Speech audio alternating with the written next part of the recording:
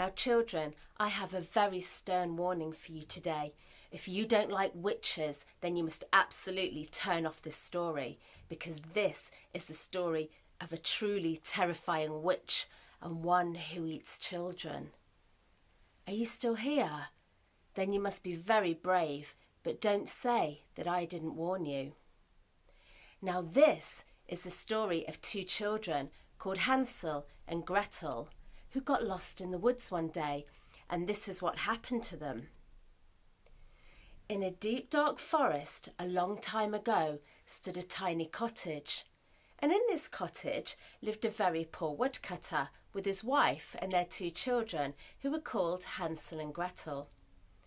His wife was sometimes very cruel and often treated Hansel and Gretel badly. "There's not enough food in this house to feed all of us," cried the children's stepmother one morning while the children were asleep in bed. "There are too many mouths to feed. You must take Hansel and Gretel far into the forest today and leave them there." Well, the woodcutter begged his wife to reconsider, but his wife convinced him that somebody would look after them and find them so that they would be fine. And besides, he felt too hungry to argue.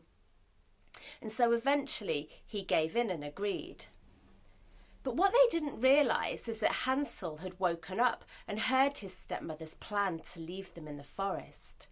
And so he made a plan of his own. He went out into the garden and secretly filled his pockets with bright white pebbles.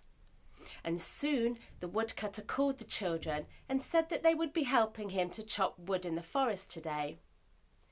Well, Hansel and Gretel followed him, and as they went, Hansel took the white stones one by one and dropped them on the floor behind him, leaving a secret trail which they could follow back home. Well, when they got to the deepest, darkest part of the forest, the woodcutter told the children to wait by a big old oak tree while he went off to chop some wood. Well, the children were afraid to be left alone, but they did as they were told.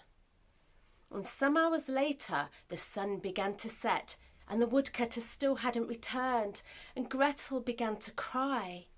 "Oh, don't worry," said Hansel, and he told her about the trail of pebbles that he had left. Gretel was so overjoyed when they found the first stone gleaming in the moonlight, and then they saw the second and the third, and eventually they followed them and saw their cottage in the distance.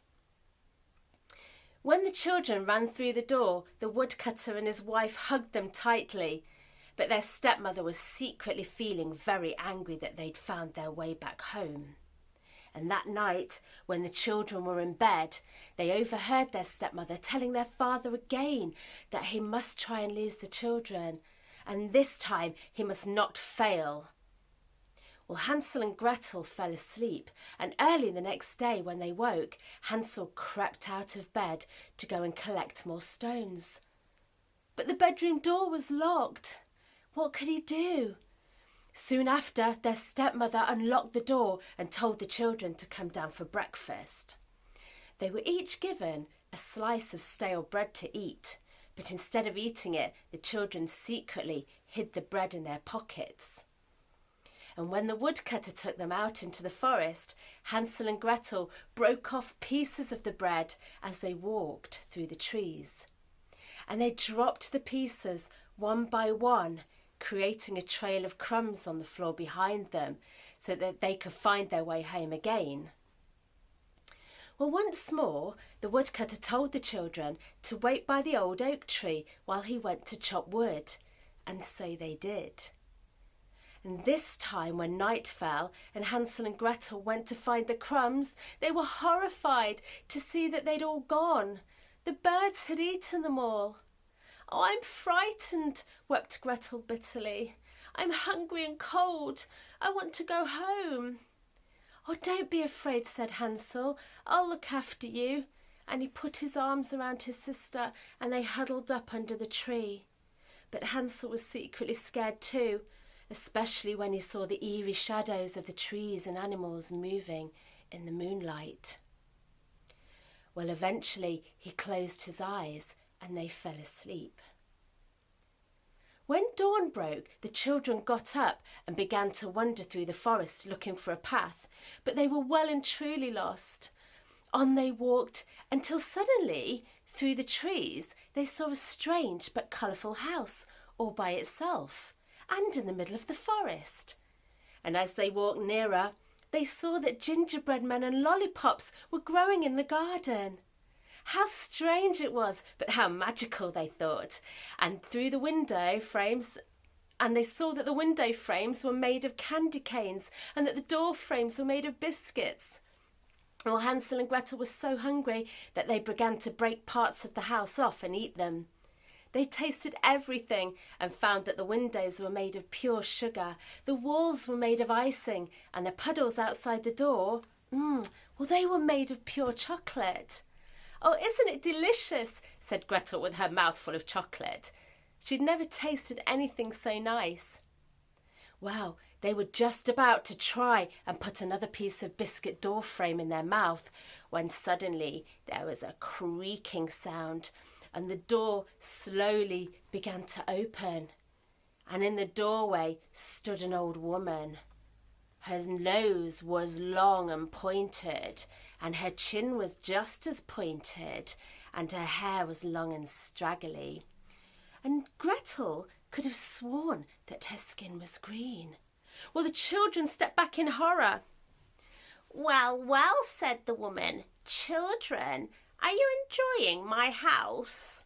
Well, Hansel and Gretel said nothing, and the old woman raised her finger, which was as long and twisted as her nose, and beckoned them to come inside. "Oh, you have nothing to fear," she said. But unluckily for Hansel and Gretel, the woman was a witch, and she used her house made of sweets to lure and trap children. Then she would eat them. The children were in terrible, terrible trouble. Well, as Hansel and Gretel entered the witch's house, the witch immediately pushed Hansel into a cage and locked the door. The children screamed, but they were too far away for anyone to hear them.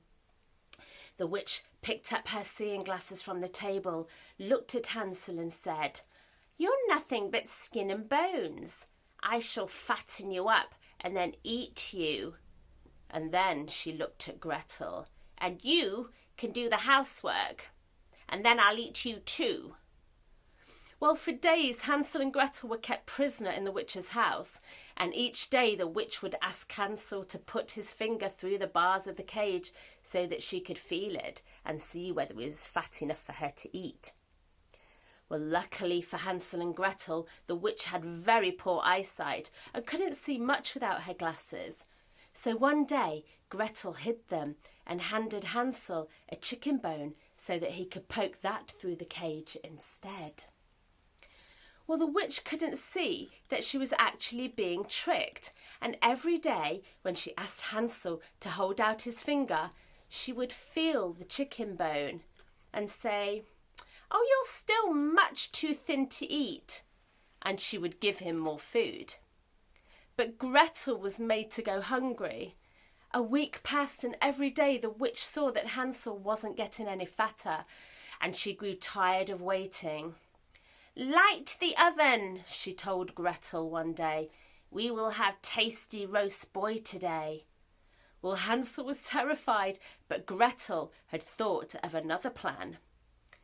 She lit the oven and she stayed quiet until at last the witch shouted, "Is the oven hot enough yet?" Well, Gretel pretended to be confused and said, "I don't know how to tell if the oven's hot enough. Will you show me?"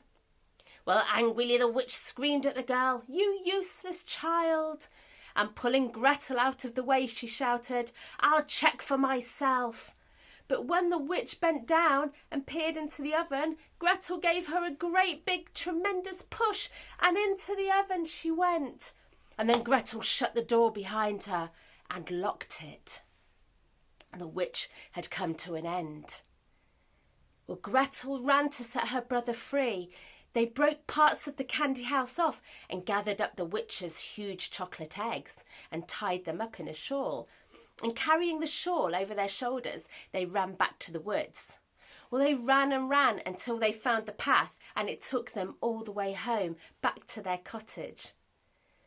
As they ran up to the door, their father ran out to greet them.